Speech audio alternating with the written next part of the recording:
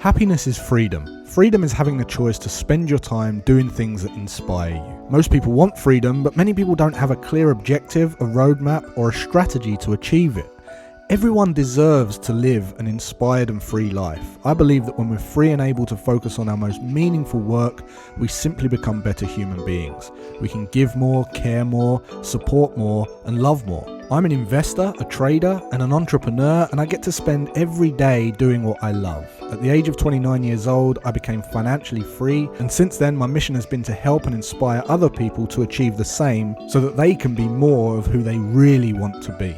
Always Free is about having a free mind, being free to question the status quo, free to take risks, free to say no, free to say yes, free from social idealisms, opinions and beliefs, free to disobey, and free to wake up every day and spend your time to make a difference that inspires you. You can have it all. Living a life designed by you isn't a stroke of luck or a result of circumstance. It's a choice. So if you want to learn how to become free and live an inspired life, join me for the #1 show for financial empowerment and wealth creation as I share my insights, tips, strategies and advice on what allowed me to be always free. Welcome to the show. I'm your host, Jason Graystone. Well, welcome back to the show, guys. Hope you're doing well. Hope you had a nice week so far. If this is the first time you're listening, this is the Always Free show, the #1 show for financial empowerment and wealth creation.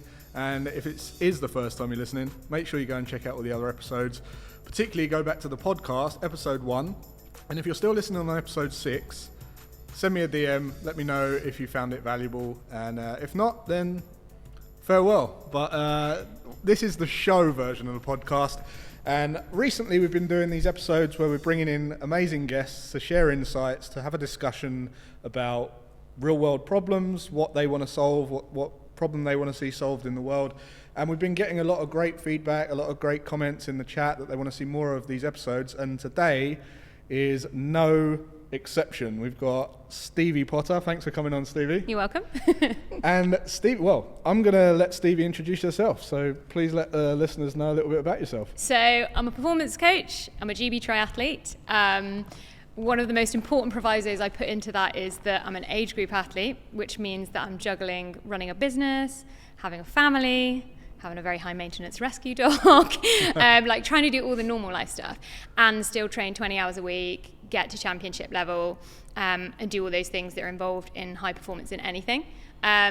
So yeah, that's who I am and what I do. What are some of the achievements you've made in your So athletic career? I qualified for GB, which is the GB age group team. So it's the highest level of amateur sport that you can compete in triathlon. And I qualified for that in 2019. Got my slot for the World Championships, European Championships. So we went to Canada this year, we've been to Munich this year, we've been to Valencia prior to that, and we're off to Hamburg for the World Championships next year. But I've also done long course stuff, so I've done stuff outside of the GB team, Ironman and things like that. So. And that's no small feat. No, I mean, it's all perspective for me, because I think in the endurance world, the further you go, the more normal it becomes. But when I look back on it, I speak to normal people about it, I realise that it's quite hard work. Yeah. No, it really is. It really is. And I'm so glad that COVID cancelled my Ironman that I was supposed to do in New York. I'm very sad, but now I know about it as well, because when you told me about it, it's like planted the seed, so I am aware that it's there. Yeah, so I expect you to do one day. I will do one day. But this isn't really about like doing triathlons and doing Ironman and becoming a GB athlete. It's really about getting to high performance in anything in life, because everyone's striving for high performance in something, right? Everyone is trying. But we live in an age today where people are trying to do a million things at once. And there's life going on. I need to learn this business strategy, this funnel, this flipping thing, that thing. TikTok's doing this, YouTube's doing this. Everyone's telling me all these things that I need to learn. And you end up getting good at nothing. And you're just about juggling your marriage, and you're just about like talking to your kids. And I think where this is going to be so valuable is Stevie's really passionate about helping people figure out that balance, figure out the habits, because it is about small little habits, isn't it really? It's not really about like all of a sudden overnight you become this like machine. Yeah. You have to go from something to something, right? Yeah, absolutely. And I think like the reason that I've got into the field that I've got into is because people say to me all of the time, oh, I don't know where you get the energy. I don't know how you find the time. And it actually became really frustrating for me because I want to turn around to everybody and say, we all have the same kind of choices. You know, we don't necessarily have the same circumstances, but we all have a choice in this world about how we spend our time. So our priorities might all be different, but it's not that I have more time than anybody else. I may have more energy, but that's because I'm looking after my health. And that's one of the kind of cornerstones that I tell people about, is that if you want to feel like you have more time, and if you want to feel like you have more energy to do these things, then you have to look after your health. But aside from that, it's literally about prioritizing your life, making the right choices, and then saying, right, what are the things I need to commit to get where I want to go? And when I was sort of started my business off 3 or 4 years ago now, I was surrounded by people in the same boat who were starting out as entrepreneurs, who were starting out with their own businesses in various different fields. But they all had the same struggle, and that struggle is, I'm trying to transition from just kind of being a person who works for somebody else, does the 9 to 5, has a family, and that's quite easy to juggle, to somebody who has my own business, has my own struggles. You'll maybe even have a day job, a side hustle, family going on, but you've still got to look after yourself. And what happens time and time again is people let themselves go, and unfortunately that's the anchor point for everything else. And as somebody who, like you say, I didn't just go out and do an Ironman one day. I went, I'm gonna have to train. It was like probably a 5-year plan. I wanted to go through all the different race distances to get there. And it was like, right, what are the things you need to do? Well, you know what? Sometimes you're going to have to turn down a night out. Sometimes you're going to have to say, Mum, I can't meet you for coffee. Or if I do, I'm going to turn up in Lycra. Like, that's just the choices you make. And it's the same with business. You have to look at what the long-term vision is, but at the same time, it is small habits. Because if you look at just kind of trying to make big leaps all the time, that's where everybody suffers from burnout. It doesn't get done. And you end up in a pickle. Yeah, you end up resenting what you're doing, which causes 100%. Burnout, right? Yeah. So you was running a business, right? And you're running a business when you was doing all these things and training.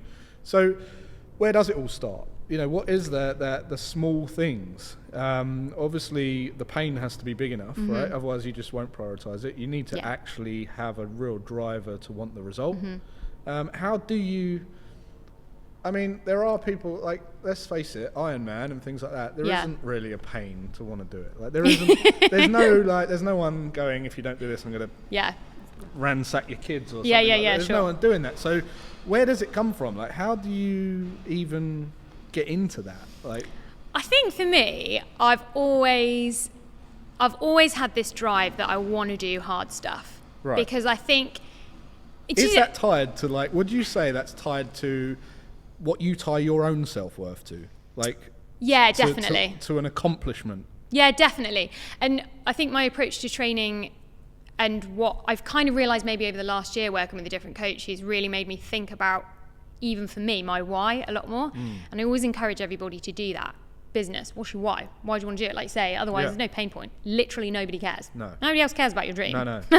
So you better have a blooming good reason to do it. Yeah. And for me, I've realized that what I actually love is I really love the struggle, and it's because of the achievement. It's because of I think it all goes back to being a kid, right? So going back to being a kid, I've always been small. I was a girl. I went and did things like karate because I was really active, and I remember vividly showing up and being the only girl in the class. I was teased by all the boys, and I was like, right, have some of this then. So I worked really hard. I got my black belt. I did all that, and that was accomplishment for me. And there was a little bit of spite. Of course there was a little bit of spite and resentment. That's a good driver sometimes, right?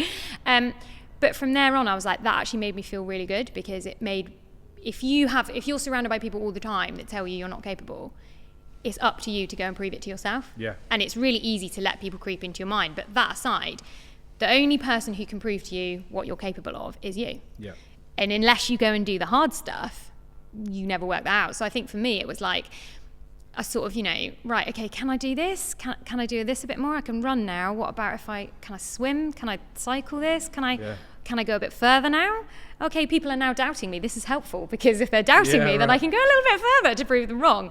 So I think there's a bit of spite and a bit of resentment is helpful, but I really think it's about, for me now, it's about can I prove to myself? How hard can I go? Yeah. And how much can I do?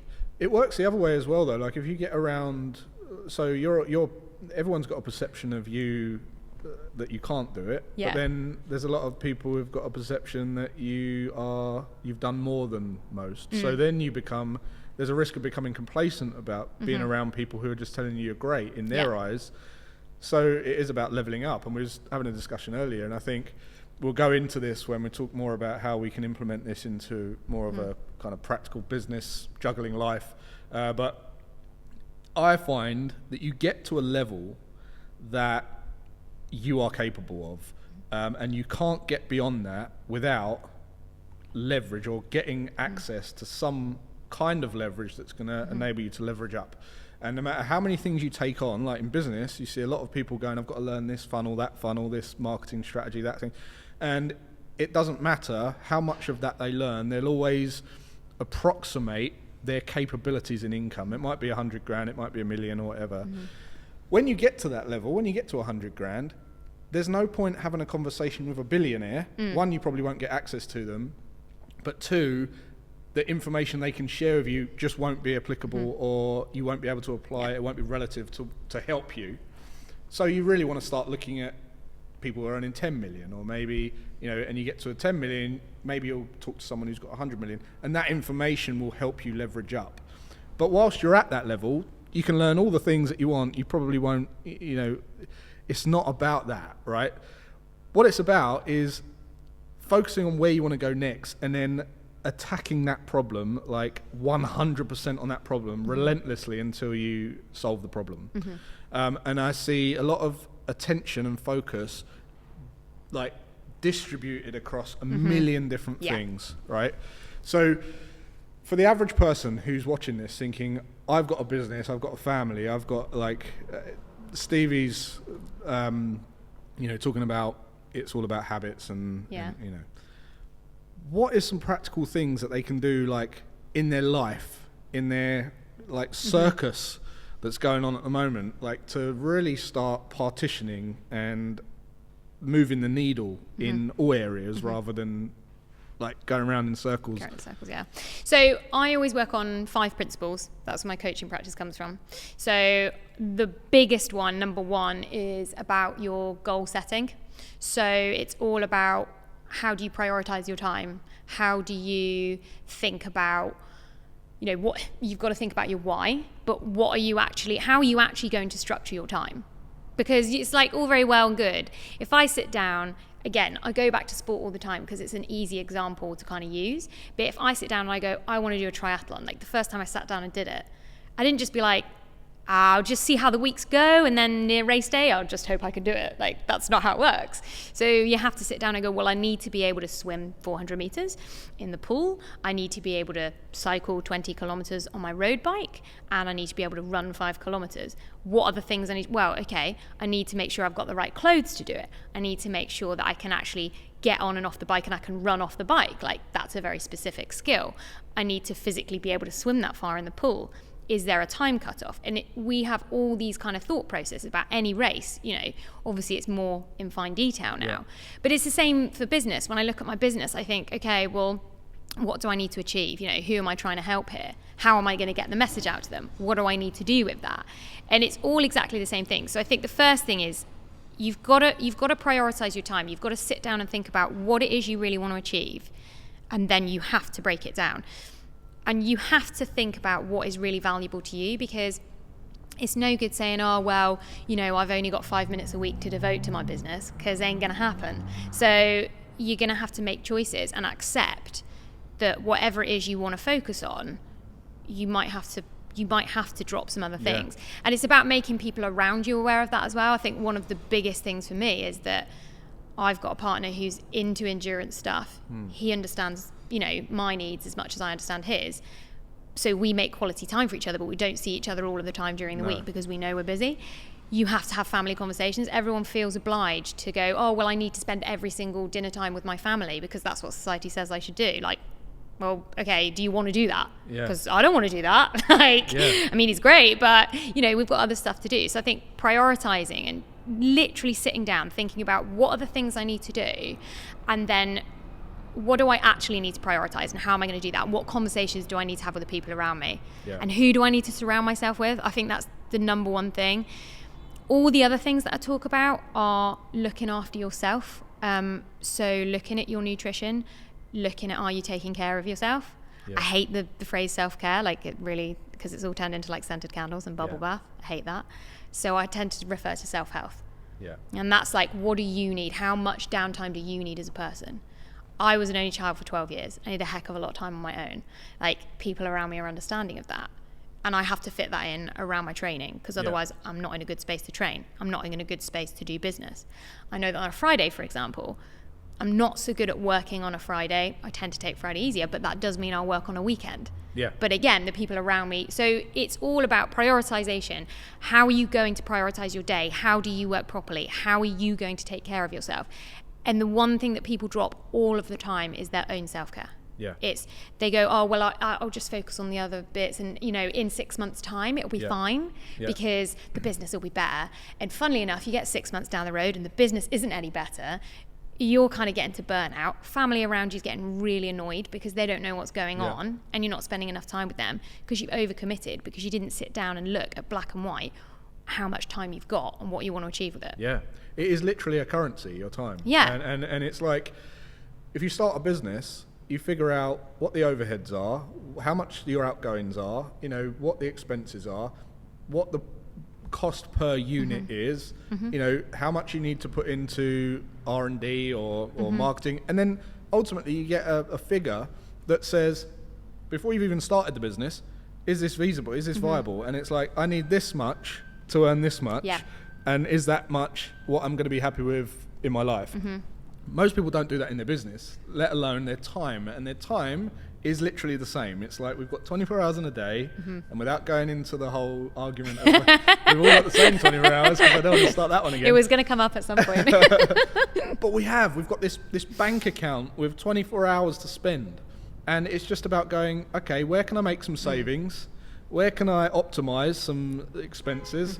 And like you say, who can help me with this? Yeah. Like, who can I get on board that's going to make this spend a little bit easier or a little bit more valuable, a bit more of a return on investment? Yeah. And I see everything like, trust me to turn time into money, but I think time is like time.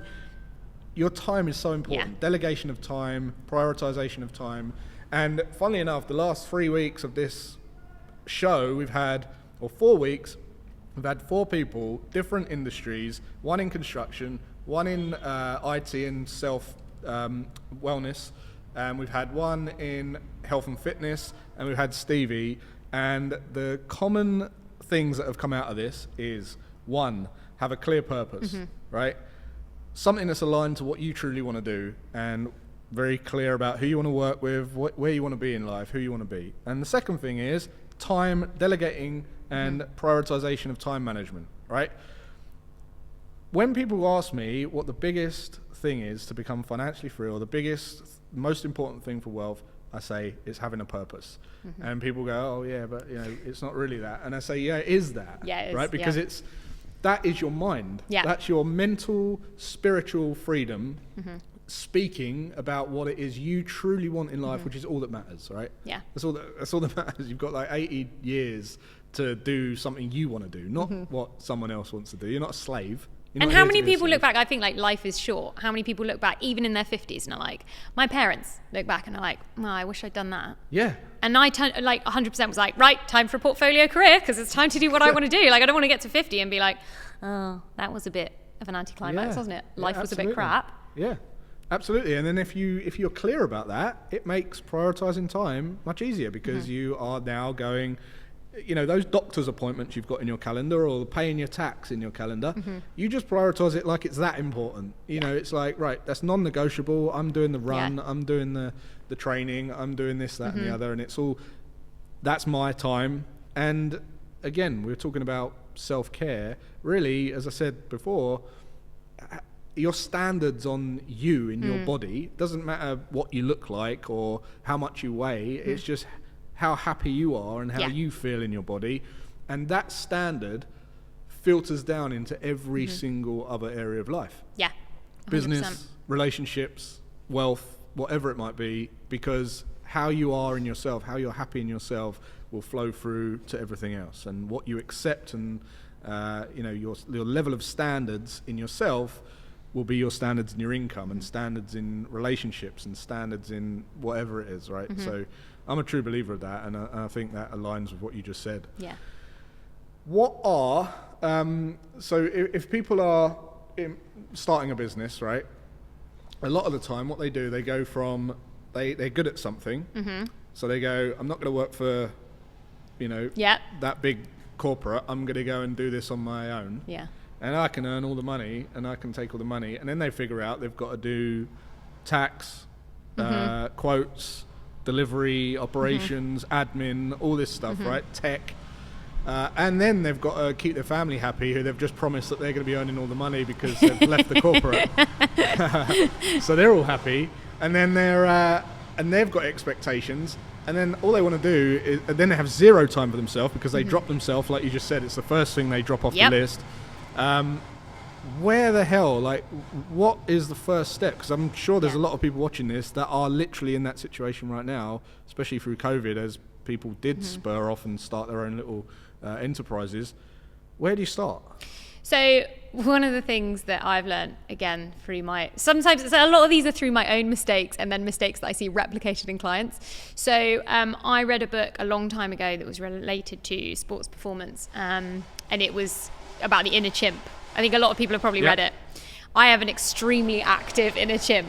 And what... Is that the chimp paradox? Yes, that was it. The Chimp Paradox by Professor Steve Peters. Yeah. Brilliant book. I've listened to it a couple of times now on audiobook, and it's absolutely fantastic because it's a really simple way to look at your brain. And what I see so commonly, so entrepreneurs come to me and they go, oh, I need somebody to help me. Like, I've put on loads of weight and I'm really unhappy and all of this. This is where it all starts, You're an athlete, you can help me because you're really healthy and, you'll kick my butt, basically. Okay, cool. At the point that they come to me, or the point that people realise they're in a bit of a pickle like that, and they're not happy and things are going to pot, they're not looking after themselves, they're living in that chimp brain. So you can call it like the reptile brain, primitive brain, chimp brain, whatever. It's this reactive, primitive part of you that's totally emotional. It's all about survival. It's really emotional. You can't reason with it. It's rubbish. Yeah. If I get onto a call with somebody and they're in that brain, it's like, there's going to be limits on what we can achieve here because you're just you're not in a space to listen. No. You're not in a space to make change. So this is what Rory said, right? He was like, we had Rory on and he was like, you're not ready to change. Yeah. And it's like, what do you mean I'm not ready to change? Well, you're not willing to put your energy or money or time or anything because you'll give solutions to these people. Yeah. And they'll be like, I can't do that because, and I'll be like, that's not a real answer. That's an excuse, not a reason. Yeah. Like, boring. You're either interested in changing or you're not. And so the first thing you have to do, and it seems and feels counterintuitive, is you have to understand how to give yourself a little bit of space, and you have to understand how to get out of that brain. So for me, it's like one of the big ties to exercise for me is the fact that I know how much it helps me and grounds me and centers me, and it gives me space. And, it might be my coach washes dishes to classical piano music. That's his headspace. Right. I'm like, okay, good for you. It might be literally just standing in the garden in the dark. Yeah. Whatever it is, it's that space that you need. And you have to just stop whatever you're doing and you've got to get space. And it seems counterintuitive because when you're in that mesh, you're like, I've got to keep going because I've got to get through it, and you're on the treadmill. But if you imagine you're on the treadmill, you're not getting anywhere. You've got to get off it, and then you've got to think, right, where am I going to go from here? And at that point, once you've got into the right space where you're like, okay, I feel a bit more inspired now, I can reason, I can see positives and negatives, I can have a little bit of objectivity over myself, which is hard, then you can start to listen. And I think that's the very first thing is like, how do we get you out of survival brain? Yeah. And again, how do we get you out of that? We give you back some control. How do you get control? You take control of your time and you stop listening to what everybody else does. And that's all it is. It's about getting out of a survival brain, getting control, and that's where you find time management, right? Yeah, absolutely. And I think something that's quite common is, obviously it's important to get a balance and kind of build on these habits, but a lot of the problem comes from seeing the habit as endurance in the first place, when if you can just like couple it with something that you really love, like this is what works for me. So instead of just seeing the morning run or the ice plunge or Yeah. the gym as the gym and the run and the ice plunge. Do something, see it as your meditation time or your relaxed time, or you sit in the plunge but it's your thought time, and see it as a thought time, or see it as an ideas time, or go to the gym and listen to, or go for a walk or a run and listen to a podcast and see that as your development time as well, and couple the two things together with something so you feel like it's actually something you enjoy, instead of that's taking me away from the things I enjoy to do that. And that's worked for me. Like in the gym, I stopped listening to music a long time ago, and instead I have like a podcast or an interview on, or something, or even just like music tutorials where I'm learning music, like something in my hobby I can watch whilst I'm training. And that's I see it as that time now. It's like, oh yeah, I've got to go and blast my body for like an hour, but I'm learning, doing something else at the same cool. time. And that really helps. I don't know if you've got any other tips. I mean, I think one of the things is, like, so when I do calls with my clients, so we don't do them over Zoom, because I actually think that Zoom's quite restrictive, because people have got to be sat down in a space and they're less inclined to do it.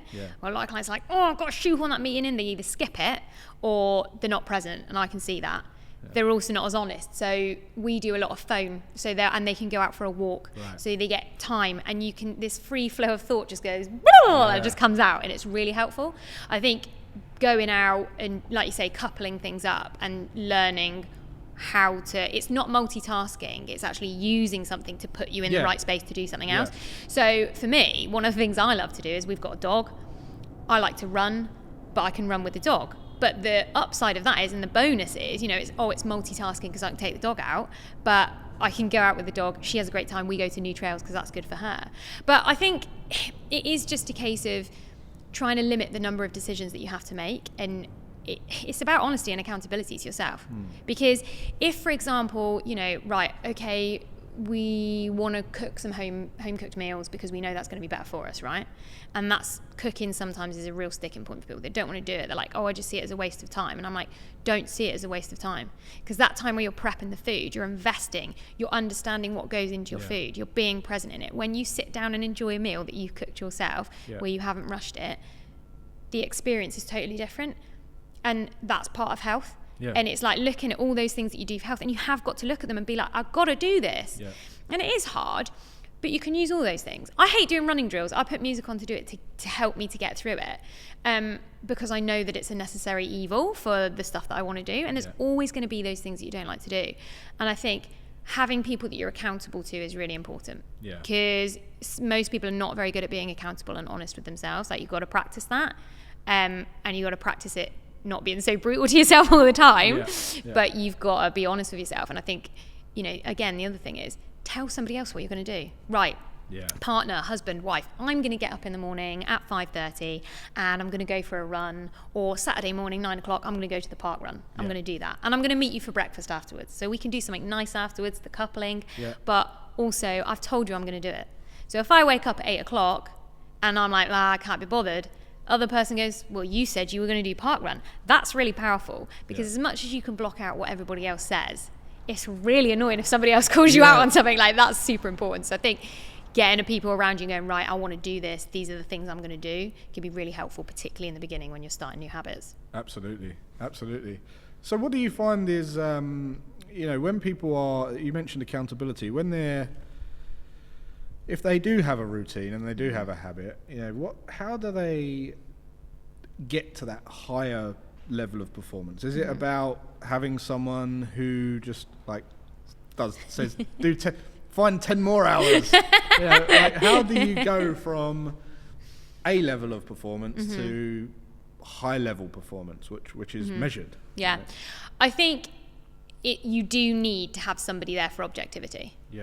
Again, the analogy with sport is, for about 7 or 8 years, I was self-coached. I did really great, but I got to a point where I was like, glass ceiling, can't get any further, that's it.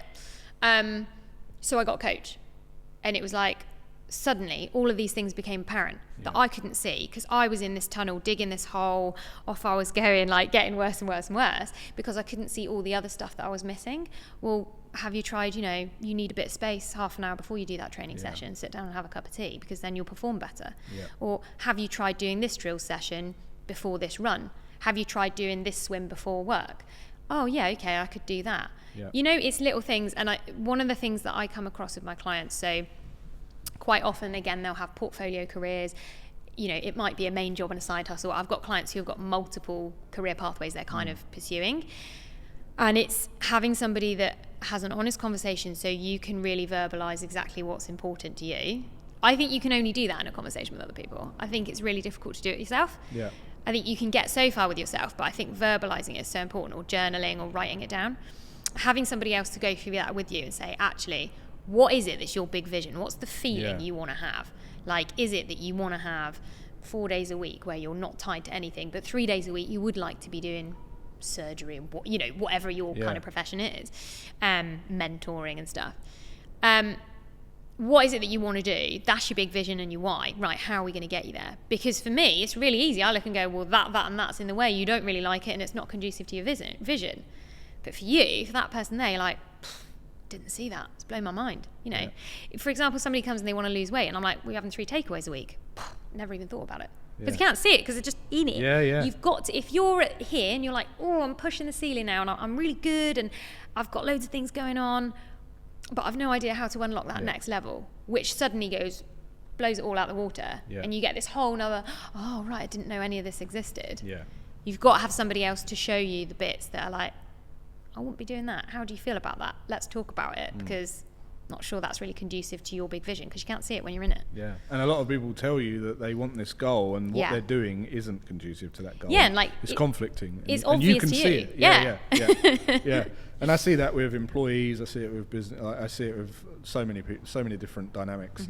I want to make a point. Like, everything is an investment, and people say, "Oh, well, it's not an investment." Because someone said to me the other day, a lottery ticket is an investment. Anything you spend your time, energy and money on is an investment, because you get a return on whatever you invest, right? And there's poor investments and great investments. And if you're, so you need to, we're mentioning like leveling up to high performance. If you're at a level where you're just sitting on a sofa, scrolling on TikTok, eating takeaways every night, and like literally like, there's no point getting a high performance coach, in my opinion, because it's like, you are worlds away. You need to figure out how to get to the first step. You are there because you're making very, very poor investments. Now, I know none of you watching this are in that situation, so I can say that because you're watching this. But there's a return on doing that, and it's a slippery slope of gaining weight, like destroying your mind, becoming a victim of how conspiracy theories and whatever the owner of that app wants you to see, you are seeing, and that's the return, okay? If you then get up and change your habits slightly, you'll get a return. However you spend your energy and your time and your money, you will get a return, whether it's a good one or a bad one. So, just by making some of the small changes and doing the things that we've been discussing in this episode, your returns will start to get higher and higher, which will ultimately give you more self-worth, more time, because you'll get time back actually when you analyze how you spend your time, and you'll get more vitality and more opportunity, because that's just how it works, right? So what I want to say is, wherever you're at right now, you know, it's not about going, I want to be massive high performance. It's actually just analyzing where you're at now and what's the next level that you want to get to, and then going, how have I got to get there? Who have I got to get on board? How can I manage my time to put the habits in place to level up a little bit? How can I get accountable? And that might be a coach, it might be a mentor, it might be just telling your partner, but that's ultimately it. And it's that all the way up to wherever your cap is, wherever you're, and I was saying earlier, like unless I become a billionaire one day through, I don't know, some exponential growth, I won't try to be a billionaire. That might happen. My cap's lower than that, and I'm happy with that. And you need to know your cap. You need to know where you're going. It's like, what is your life about? Yeah. Because I think a lot of the whole problem is when you said that you're blind to it. It's just like there's so many people just like, I need to be doing this. Why do you need to be doing that? It's shiny objects, isn't it? Like, oh look, that was really exciting. They look really happy. I should do that. Do you really want to do that? No. No, I need to be getting on YouTube. I need to be doing this. I need to be doing that. Why? Yeah. Is it going to make you happy? No. Yeah, will it make... Probably not do it then. No. Yeah, it's crazy. Anyway, great way to wrap up. Just before we do, how can people find you? So, whilst I die, we're on Facebook, Instagram, all the usual socials. So if you look for Stevie's Wonder Clinic on Instagram, that's where I tend to hang out. You can also get me at Stevie Potter at thewonderclinic.co.uk is my email. And I've got the Do Better podcast, which is on Apple and Spotify. So go and listen to that, because I talk best. I'm good at talking, as you know. Never a guest. Never a guest. We'll put all the links below in the show, guys, and let us know if you're struggling with anything in the comments. Let us know what your thorn in the side is, or where you want to get to, but what you think's getting in the way. And we'll open it up for a discussion in the chat. Stevie will monitor the comments as well. And until next week, I hope you found it valuable. Enjoy the rest of your day and weekend, and I'll see you then.